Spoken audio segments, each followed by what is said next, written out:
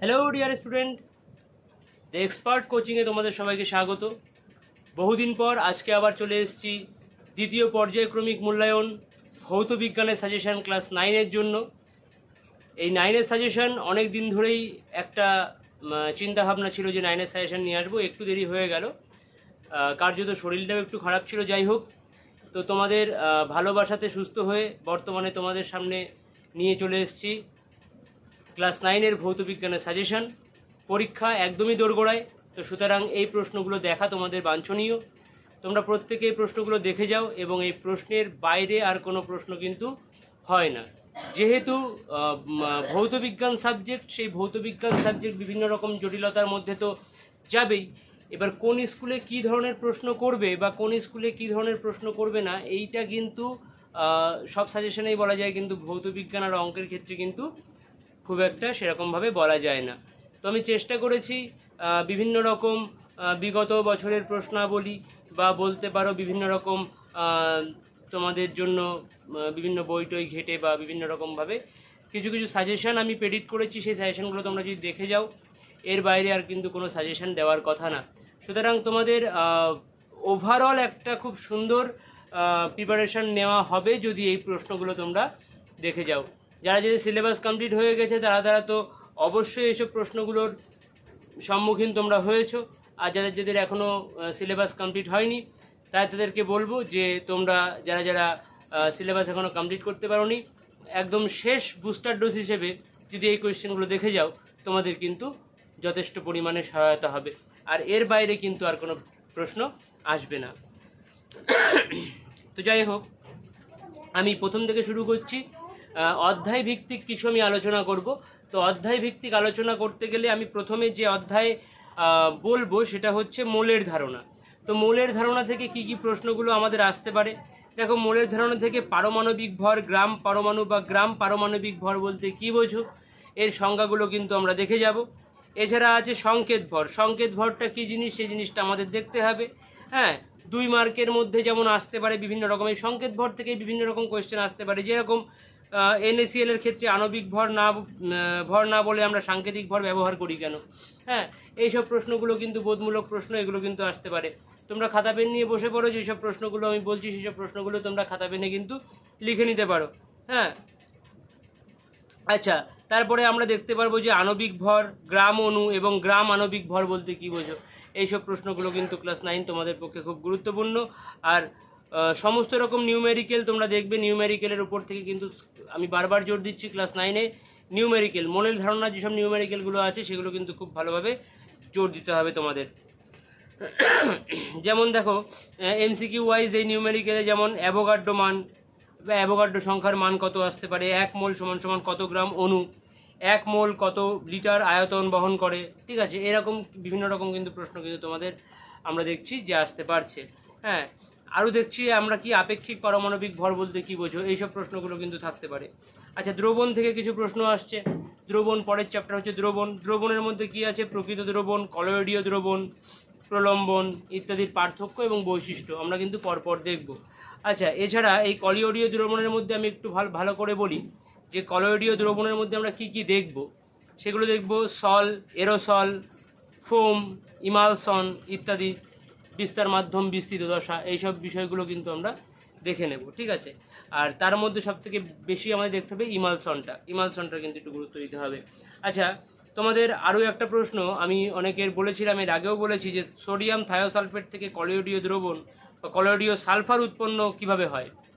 Sodium thiosulphate থেকে কলয়েডীয় sulphur, এটা কিভাবে বা সালফার দ্রবণ কিভাবে উৎপন্ন হয়, এটা কিন্তু খুব গুরুত্বপূর্ণ প্রশ্ন এবার। আচ্ছা, দ্রাব্যতা লেখো এবং নিউমারিক্যাল এই চ্যাপ্টার থেকে কিন্তু খুব ইম্পর্টেন্ট। আচ্ছা, পদার্থের দ্রাব্যতার উপর উষ্ণতা এবং চাপের প্রভাব 3 নম্বরে কিন্তু দেখে যাবে। এটা পদার্থের দ্রাব্যতার উপর উষ্ণতা ও চাপের প্রভাব 3 নম্বরে কিন্তু দেখে যাবে। যেহেতু তোমাদের ভৌতবিজ্ঞান 1, 2, 3 এইগুলোই বেস করে হয়, তো 3 নম্বরে তোমরা এগুলো দেখে যাবে। সম্পৃক্ত, অসম্পৃক্ত এবং অতিপৃক্ত এর সংজ্ঞা এবং পার্থক্য এগুলো একটু তোমরা উদাহরণ সহ দেখে যাবে। এছাড়া কেলাসন এবং বীজ কেলাস সম্পর্কে দেখে যাবে। আচ্ছা, কার্যক্ষমতা শক্তি অধ্যায় থেকে যেই জিনিসগুলো দেখতে হবে সেগুলো হচ্ছে কার্যহীন বল এবং তার উদাহরণ দাও, কার্য, ক্ষমতা, এদের সংজ্ঞা, একক এবং মাত্রা। অর্থাৎ কার্য, ক্ষমতা, কার্য কাকে বলে, সংজ্ঞা কাকে বলে, কার্য কাকে বলে, ক্ষমতা কাকে বলে, এই সংজ্ঞাগুলো এবং এর একক এবং মাত্রাগুলো কিন্তু তোমাদের দেখতে হবে। এছাড়া গতিশক্তি, হ্যাঁ, ভরবেগ, গতিশক্তি সম্পর্কিত বিভিন্ন রকম প্রশ্ন এগুলো কিন্তু চলে আসে। হ্যাঁ, যেমন একটা ম্যাথ ফর্মুলা আছে P=√2mE। P=√2mE। এই ফর্মুলায় কিন্তু কিছু কিছু ম্যাথ বা কিছু কিছু অঙ্ক কিন্তু এই চ্যাপ্টার থেকে চলে আসে। স্থিতি শক্তির সংজ্ঞা আমরা দেখব। শক্তির নিত্যতা সূত্র, অবাধে পতনশীল বস্তুর যান্ত্রিক শক্তির নিত্যতা প্রমাণ। আমি আবারও বলছি, +3 মার্কের এটা দেখে যাবে। শক্তি নিত্যতা সূত্র, অবাধে পতনশীল বস্তুর যান্ত্রিক শক্তির নিত্যতার প্রমাণ।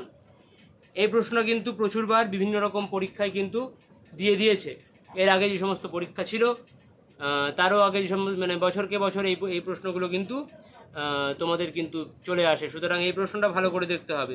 পদার্থের গঠন এবং ধর্ম, পরের অধ্যায় পদার্থের গঠন এবং ধর্ম। পদার্থের গঠন এবং ধর্মের থেকে আমরা দেখব প্রবাহীর চাপ, বায়ুমণ্ডলীয় চাপের মান কি, কোন যন্ত্রের সাহায্যে মাপা হয়, ব্যারোমিটারের পারদ বেড়ে যাওয়া এবং কমা, অর্থাৎ ব্যারোমিটারে যখন পারদ বেড়ে যায় কমে যায় এগুলো কি সংকেত দেয়, সেই বিষয়গুলো কিন্তু আমাদের দেখে যেতে হবে। এছাড়া সাইফন ক্রিয়ার শর্ত, খুব গুরুত্বপূর্ণ প্রশ্ন। সাইফন ক্রিয়ার শর্ত দৈনন্দিন জীবনে কোথায় এর প্রয়োগ হয়, এটা কিন্তু খুব গুরুত্বপূর্ণ প্রশ্ন। আচ্ছা, এছাড়া আসছে আপেক্ষিক গুরুত্বের সংজ্ঞা এবং একক, প্লাবতা ও আর্কিমিডিসের নীতি, এটা ভিভিআই দিয়ে রাখতে পারো। প্লাবতা এবং আর্কিমিডিসের নীতি এটা কিন্তু খুব গুরুত্বপূর্ণ, বিভিন্ন রকম স্কুলে বিভিন্ন রকম পরীক্ষায় কিন্তু এটা দিয়েছে। সুতরাং আর্কিমিডিসের নীতি এবং প্লাবতা এই দুটো কিন্তু খুব ভালো করে দেখতে হবে। তরলের পৃষ্ঠটান এবং বাস্তব ঘটনা, তরলের পৃষ্ঠটান এবং বাস্তব ঘটনার উদাহরণ সমূহ, এগুলো কিন্তু খুব গুরুত্বপূর্ণ। যেমন উদাহরণ কেমন কি আছে, যেমন বিভিন্ন রকম স্কুলে আমি দেখেছি এই প্রশ্নটা দিতে। যেমন রং করা তুলিকে ভেজালে, যদি আমি এটা রং করা তুলি জলের মধ্যে ভেজাই, তাহলে আমরা দেখব যে তুলির যে সামনের দিকে যে তুলো মতন একটা সফট জিনিস থাকে সেটা কি হয়, ফুলে যায়। আর যেই জলের থেকে আমরা এরকম বার করছি তখন দেখছি যে ওটা চুপসে যাচ্ছে বা ওটা চুপসে যায়। এই যে চুপসে যাওয়াটা, হ্যাঁ, আর ফুলে যাওয়াটা, এটা কেন হয়? এটা হচ্ছে এই পৃষ্ঠটান, তরলের পৃষ্ঠটানের কিন্তু একটা বাস্তব ঘটনা বা বাস্তব উদাহরণ। এই জিনিসগুলো দেখতে হবে। সান্দ্রতা কাকে বলে, প্রান্তীয় বেগ বলতে কি বোঝো? সব থেকে গুরুত্বপূর্ণ এই বছরে যেটাকে যে বার্নৌলি নীতি এবং তার প্রয়োগ, বার্নৌলি নীতি এবং তার প্রয়োগ, এটা কিন্তু সব থেকে গুরুত্বপূর্ণ প্রশ্ন, এটা কিন্তু দেখতেই হবে, আমি বারবার করে বলছি। এছাড়াও যে প্রশ্নটা দেখবে সেটা হচ্ছে ইয়াং গুণাঙ্ক কাকে বলে, পিরহানা বিকৃতি কি বা পিরহানা বিক্রিয়াটা একটু দেখো ভালো করে। আচ্ছা, এরপরে আসছে অ্যাসিড, ক্ষার এবং লবণ। অ্যাসিড, ক্ষার, লবণের ক্ষেত্রে আমি বলবো HCl অর্থাৎ হাইড্রোক্লোরিক অ্যাসিড, H2SO4 এবং HNO3 এর প্রত্যেকটার বিক্রিয়া, আবারও বলছি, HCl, H2SO4, HNO3 এর প্রত্যেকটা বিক্রিয়া কিন্তু দেখতে হবে ভালো করে। নির্দেশক বা কালার চেঞ্জিং, এই জিনিসটা একটু ভালো করে দেখবে। নির্দেশক বা কালার চেঞ্জিং বা কালার চেঞ্জ কাকে বলে ভালো করে দেখবে। যেমন বিভিন্ন রকম প্রশ্ন এখান থেকে শর্ট কিছু কিছু প্রশ্ন দিতে পারে। যেমন দেখা গেল মিথাইল অরেঞ্জে অ্যাসিডে ডোবালে বা বেসে ডোবালে কেমন রং হয়। যদি মিথাইল অরেঞ্জকে তুমি যদি অ্যাসিডে রাখো বা মিথাইল অরেঞ্জকে তুমি যদি ক্ষারে রাখো তাহলে কি কি রং আসতে পারে। আরেকটা প্রশ্ন, যেমন তোমার হচ্ছে ফিন্যাপথলিনকে তুমি যদি বেসে রাখো বা ফিন্যাপথলিনকে তুমি যদি ক্ষারে রাখো তাহলে বা অ্যাসিডে রাখো তাহলে কেমন কি রং হতে পারে, কেমন কি কালার চেঞ্জ হতে পারে, সেই জিনিসগুলো কিন্তু খুব গুরুত্বপূর্ণ। পিএইচ স্কেলে অক্সাইড, পিএইচ স্কেলে অক্সাইড কিন্তু দেখতে হবে। পিএইচ স্কেল তোমরা সবাই জানো। পিএইচ স্কেলটা কী জিনিস? পিএইচ স্কেল হচ্ছে কোনো নির্দিষ্ট তরলের ক্ষারীয় ধর্ম বা আম্লিক ধর্ম এর যে পরিমাপ সেটাকে পিএইচ স্কেল বলা হয়। অর্থাৎ 7 যদি বেশি হয় তাহলে সেক্ষেত্রে কী হবে, 7 বেশি হলে আম্লিক হয়ে যাবে, আর 7 কম হলে কী হবে, ক্ষারীয় হয়ে যাবে। সরি, একটু ভুল বললাম, মানে 7 যদি কম হয় তাহলে হবে আম্লিক, আর 7 বেশি হলে হবে ক্ষারীয়। তো এই জিনিসটা হচ্ছে পিএইচ, আর 7কে বলা হবে প্রশম, যেরকম জল, ঠিক আছে। তো এই ব্যাপারগুলো দেখতে হবে। অ্যাসিড বৃষ্টির কারণ ও ফলাফল, হ্যাঁ, স্টোন ক্যান্সার কি, এগুলো কিন্তু খুব গুরুত্বপূর্ণ। এইসব প্রশ্নগুলো কিন্তু অনেকবার আমরা দেখছি যে অনেকবার দিয়েছে এইসব প্রশ্নগুলো। আচ্ছা, এছাড়াও আর কয়েকটা অধ্যায় সম্পর্কে আলোচনা করব, কারণ বিভিন্ন রকম স্কুলে বিভিন্ন রকম দিতে পারে। তো আর কয়েকটা অধ্যায় সম্পর্কে একটু আলোচনা করি। যেমন আমি দেখছি অনেক অনেক স্কুলে তাপটা ইনক্লুড করেছে এইবার। তো তাপ যদি হয় তাহলে তাপের ক্ষেত্রে আমরা কি পড়ব? তাপের ক্ষেত্রে আমরা পড়ব তাপের সংজ্ঞা, একক, হ্যাঁ, যান্ত্রিক তুল্যাঙ্ক এই সংজ্ঞাটা আমরা দেখব। আপেক্ষিক তাপের সংজ্ঞা দেখব। তামা ও লোহা, আবার বলছি তামা ও লোহা এর আপেক্ষিক তাপের উদাহরণ, তামা লোহা এর আপেক্ষিক তাপের উদাহরণ, আপেক্ষিক তাপের গাণিতিক ব্যাখ্যা পড়ব। আচ্ছা, সুপ্ত তাপের সংজ্ঞা, আচ্ছা গলনের লীন তাপ বা গলনের সুপ্ত তাপ, আচ্ছা তাপের পরিবাহিতা বা পরিবাহিতাঙ্ক, এই জিনিসগুলো দেখতে হবে। তাপের প্রভাবে অবস্থান পরিবর্তন, তাপের প্রভাবে অবস্থান পরিবর্তন, আবারও বলছি তাপের প্রভাবে অবস্থান পরিবর্তন, অর্থাৎ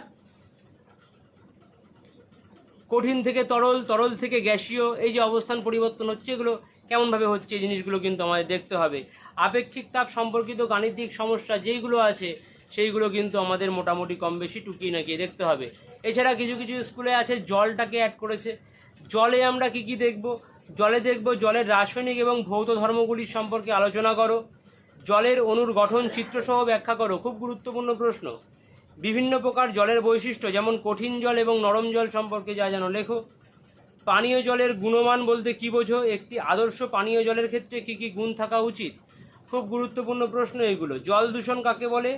পরিশোধনের পদ্ধতি কী? তারপরে কলিফর্ম কাউন্ট, জলের এইখান থেকে কিন্তু গুরুত্বপূর্ণ এই জিনিসটা কিন্তু একটা, যে কলিফর্ম কাউন্ট কি এটা কিন্তু দেখতে হবে।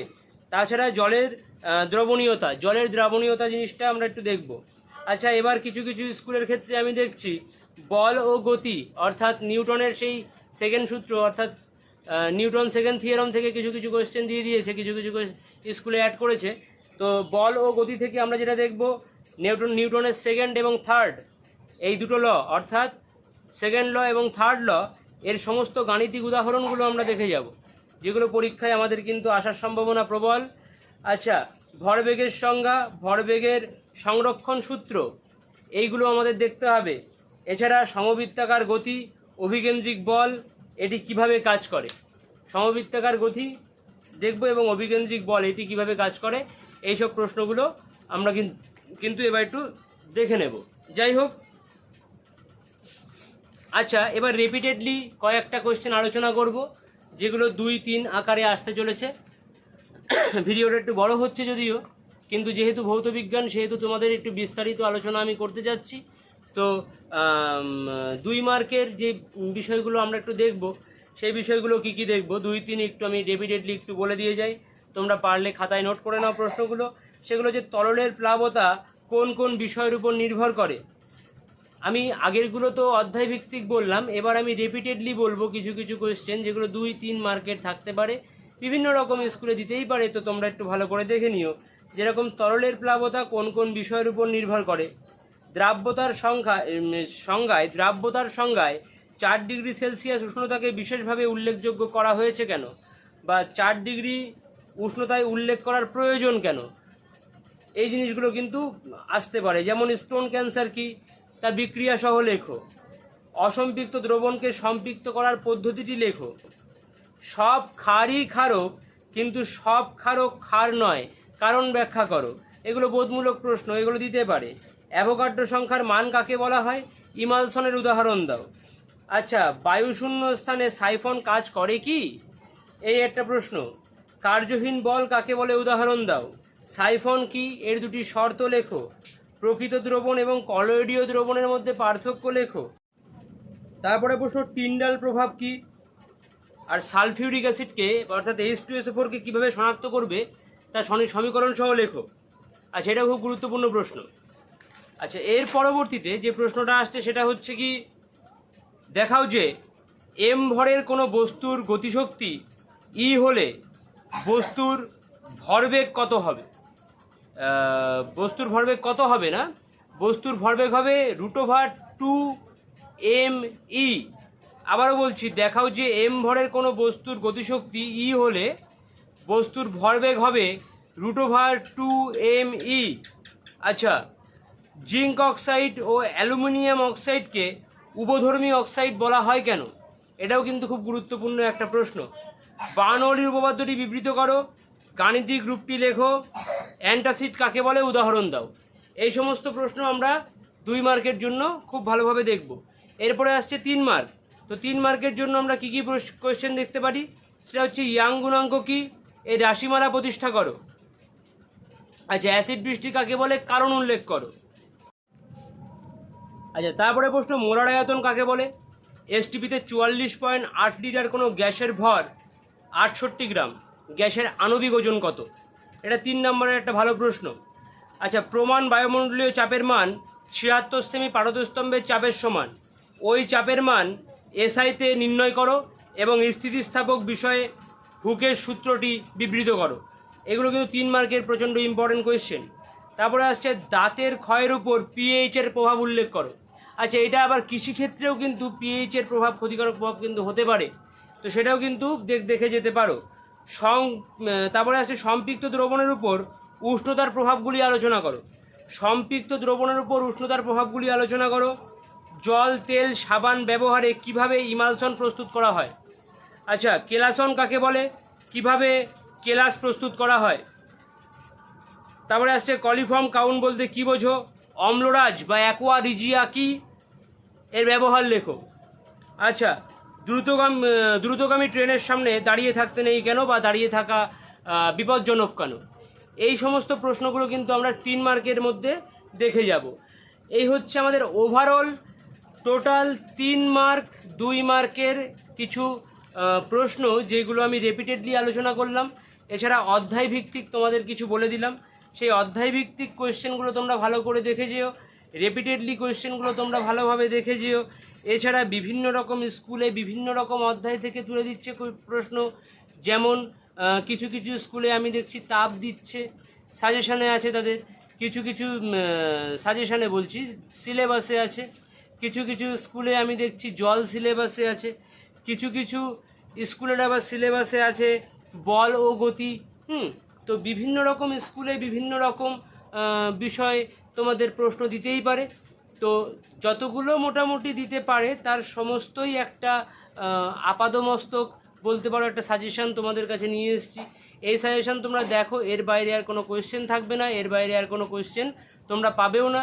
সুতরাং 40-এ 40 মার্ক যদি তোমাদের টার্গেট হয়ে থাকে, তাহলে অবশ্যই তোমরা এই কোয়েশ্চেনগুলো দেখো এবং তোমাদের আগামীতে যে পরীক্ষাটা, অর্থাৎ 2025-এর ভৌতবিজ্ঞান দ্বিতীয় পর্যায়ক্রমিক মূল্যায়ন, তোমাদের সবার ভালো হোক এবং ভৌতবিজ্ঞানের ভয় কাটিয়ে তোমরা ফাটাফাটি পরীক্ষা দাও এবং সুন্দর নাম্বার নিয়ে এসো, এটাই কামনা করব।